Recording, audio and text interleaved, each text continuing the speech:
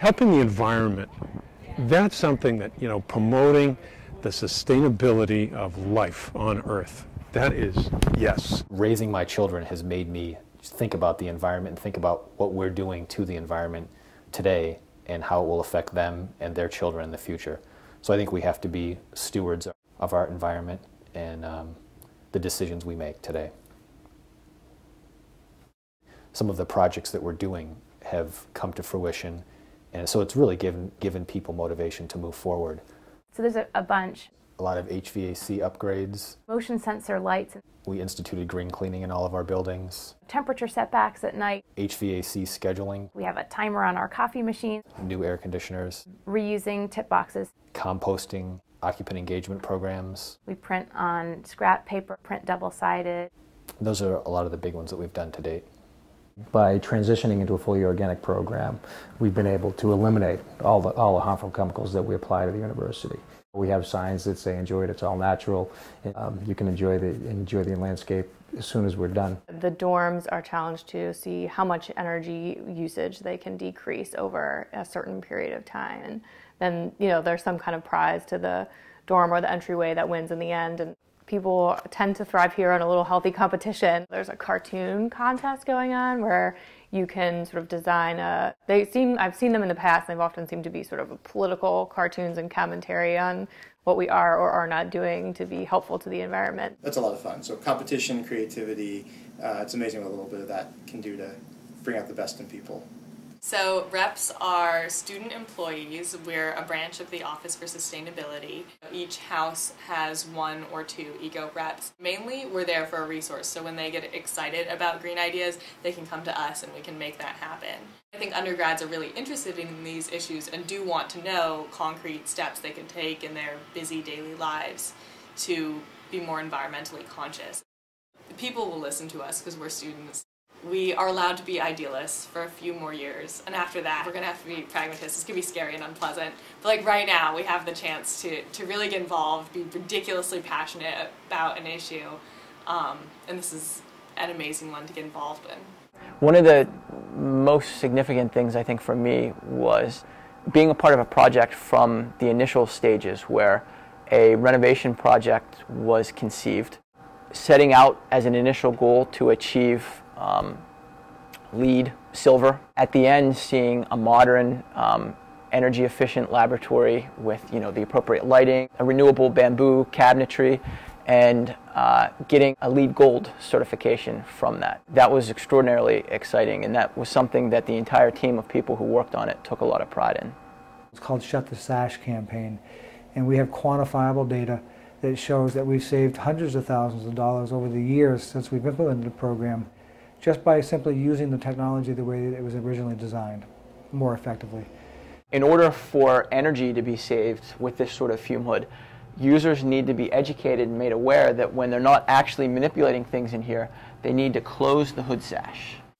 Less air is exhausted, which means that there's less money expended on energy, which means that we've reduced as well our carbon dioxide emissions. We formed a team and started looking at products, started researching procedures and what was out there for green cleaning programs. So 100% of the FAS buildings that we're servicing have some level of green cleaning in them.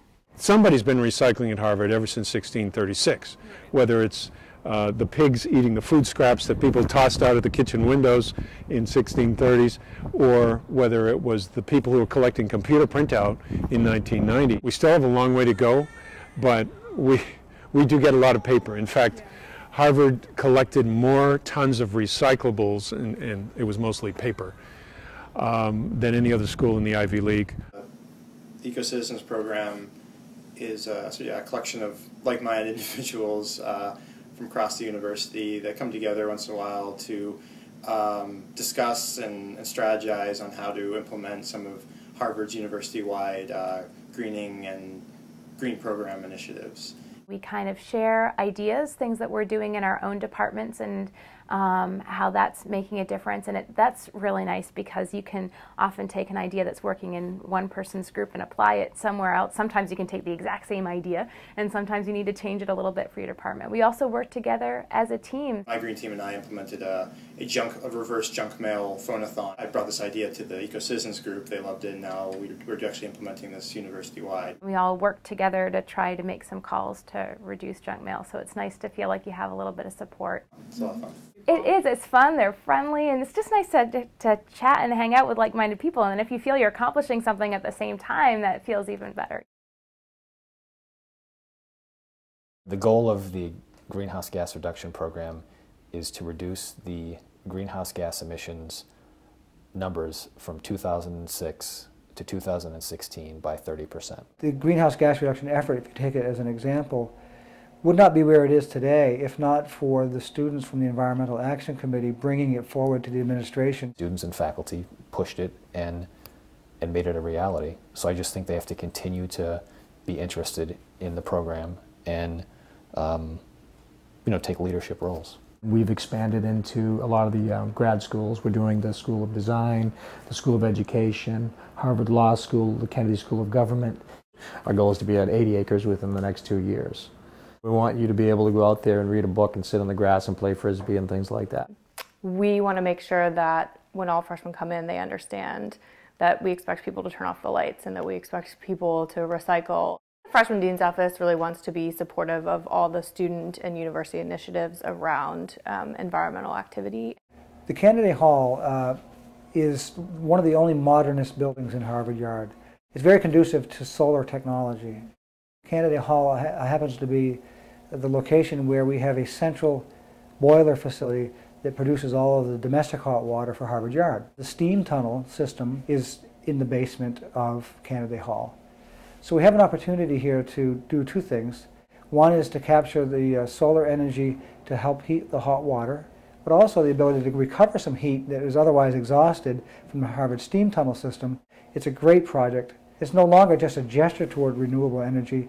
It's a conservation project with substantial potential. We have every intention to move forward with it this summer. And so now we're going to move over to the Green Lab certification.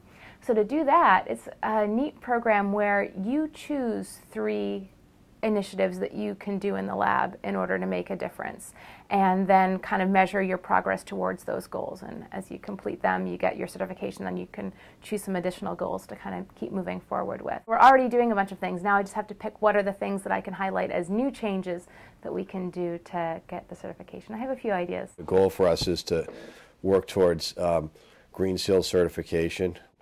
Product-wise, whether it's paper, whether it's cleaning products, all of these things. Recycling is not the goal. Recycling is another waste management strategy, along with landfilling and incineration and composting. It's a way towards the end of waste reduction. We want to make it so that everything that comes into a Harvard student's hands and leaves a Harvard student's hands as refuse is either recyclable, compostable, repairable, refurbishable, refinishable, resellable. The great thing, I guess, about being green is that it has 2 meanings. You can be green and do a lot of great environmentally conscious things in the office, but also save a lot of money for your office and for Harvard at large. So it's a win-win. We have many hundreds of potential projects in our database. The paybacks on some of these projects are, 3 or 4 years, and some of you have even seen that the paybacks are like 1 year. Mm-hmm. So it would be senseless for us not to do it. This isn't something where you make one change and then you're done. It's that we should always keep on thinking about ways that we can make a difference. As long as you work together and share ideas and keep your messaging consistent, it's amazing what you can do in a very short amount of time. Carefully choose which projects you do when, picking things that can give you a small win to start with and build on that momentum and then start pushing for bigger and bigger changes. I think it's not only the science behind environmental change and climate change that has to have an impact, but really people interacting with other people and how on a small individual level you yourself can make a difference is really important. We come in, we see how much is to be done here at Harvard, and we find an audience, we find a strategy, and you know, we have to really live up to what we say we're going to do. We have to be reliable. We have to follow through. Since people are engaged and interested, this is the time, I think, to try to take advantage of that and make as many changes as we can now.